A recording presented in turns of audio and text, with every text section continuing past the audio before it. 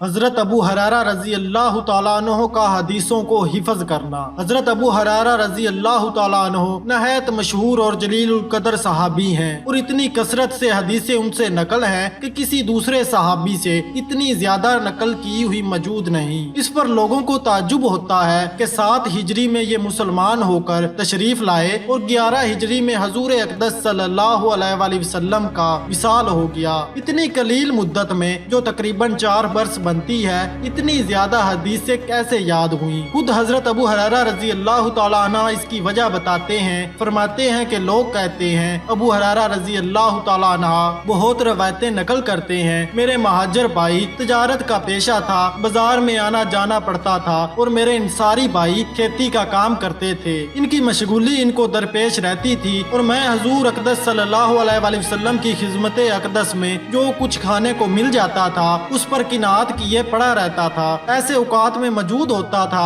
جس میں وہ نہیں ہوتے تھے، ایسی چیزیں یاد کر لیتا تھا جن کو وہ یاد نہیں کر سکتے تھے۔ ایک مرتبہ میں نے حضور اقدس صلی اللہ علیہ وآلہ وسلم سے حافظے کی شکایت کی۔ حضور صلی اللہ علیہ وآلہ وسلم نے فرمایا چادر بچھا، میں نے چادر بچھائی۔ حضور صلی اللہ علیہ وآلہ وسلم نے دونوں ہاتھوں سے اس میں کچھ ارشاد فرمایا، اس کے بعد فرمایا اس چادر کو ملا لے۔ میں نے اپنے سینے سے ملا لیا، اس کے بعد سے کوئی چیز نہیں بھولا۔